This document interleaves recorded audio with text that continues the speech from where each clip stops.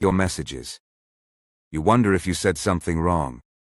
You revisit old interactions, searching for clues, but no explanation comes. No argument, no discussion, no closure, just silence. Most people think the silent treatment is simply someone refusing to talk, but silence is far more complicated than that. Silence can communicate anger, disappointment, resentment, control, avoidance, insecurity, or even emotional exhaustion. In some situations, it's a healthy way to create space. In others, it's a powerful tool of manipulation. The problem is that silence forces the other person to fill in the blanks.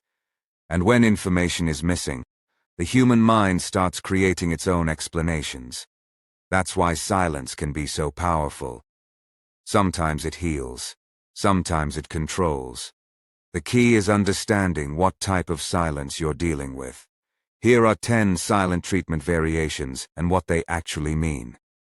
Number 1. The punishment silence. This is the classic silent treatment. Someone feels hurt, offended, or angry, but instead of discussing the issue, they completely withdraw communication. Texts go unanswered, calls are ignored, conversations become impossible.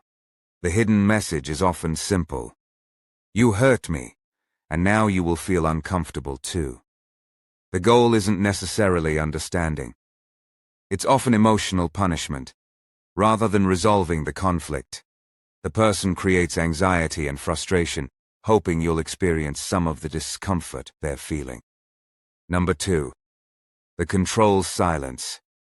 This variation is less about anger and more about power. The person understands that attention has value. By withholding communication, they create uncertainty. You start checking your phone more often. You wonder what happened. You think about them constantly. Without saying a word, they've become the center of your attention. The silence becomes a way of controlling the emotional dynamic. The less they communicate, the more mental space they occupy. Number 3. The guilt-inducing silence. In this version, nobody tells you what's wrong. Nobody explains the problem. Instead, you're left alone with uncertainty. And uncertainty often creates self-blame. You begin asking yourself questions. Did I upset them? Did I miss something? Should I apologize? The silence encourages you to search for mistakes, even when you're not sure any exist. In some cases, the person never has to accuse you of anything. You end up doing it yourself. Number 4. The public silence. This variation occurs in front of other people. The person doesn't ignore everyone. They ignore you. They greet others warmly. They engage in conversation. They laugh and interact normally. But when it comes to you, there's nothing. This type of silence often serves a social purpose. The hidden message is, I want others to see that you're excluded. Because humans are deeply sensitive to social rejection, this form of silence can feel especially painful. Number 5. The intermittent silence. One day they're attentive and engaged. The next day they're distant and unavailable. Then suddenly they're back again. The cycle repeats. Attention, withdrawal.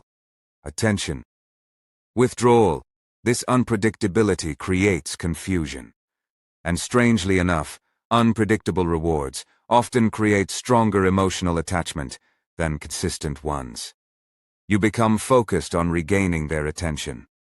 Eventually, you stop evaluating their behavior and start chasing their approval. Number 6. The strategic silence. Not all silence is unhealthy. Sometimes people genuinely need time to think. When emotions are high, immediate communication can make situations worse. A healthy version of silence sounds different. The person says, I need some time to process this. Let's continue this conversation tomorrow. I don't want to react emotionally. Notice the difference. The silence is explained. It has a purpose, and it moves toward resolution. Healthy silence creates clarity. Manipulative silence creates confusion. Number 7. The passive-aggressive silence. Some people dislike direct confrontation. Instead of expressing anger openly, they communicate it indirectly. They become cold, detached, emotionally unavailable. Questions receive short answers. Conversations feel forced. The atmosphere becomes filled with tension that nobody acknowledges. The message is often, "I'm upset, but I'm not willing to discuss it." As a result, problems remain unresolved while resentment quietly grows. Number 8. The replacement silence. This variation often appears in friendships and relationships. The person doesn't disappear completely. Instead, they become active everywhere except with you. They're posting online, replying to others, talking to friends, engaging normally with the world. Yet your messages remain unanswered. Your calls go ignored. The silence feels personal because it is. It's selective, and that selectivity often makes it more painful than complete absence. Number 9. The discard silence. This is one of the harshest forms of silence. Communication ends abruptly. No explanation, no discussion, no goodbye. One day the relationship exists, the next day it doesn't. The person simply disappears from your life emotionally or physically. For many people, the greatest pain isn't the ending itself. It's the lack of closure. The human mind seeks answers. When no explanation is provided, people often spend months trying to create one. Number 10. The testing silence. This final variation is often overlooked. The person becomes silent because they're observing your reaction. Will you reach out first? Will you panic? Will you apologize? Will you chase them? The silence functions like a test. Your response provides information. Sometimes that information is used to understand you better. Other times it's used to identify emotional vulnerabilities that can later be exploited. Now, here's the most important thing to remember. Silence itself is not automatically toxic. Everyone needs space sometimes. Everyone becomes overwhelmed. Everyone occasionally needs time to think. The mistake is assuming that all silence means the same thing. It doesn't. The meaning depends on the intention behind it. Healthy silence creates understanding. Manipulative silence creates uncertainty. Healthy silence respects boundaries.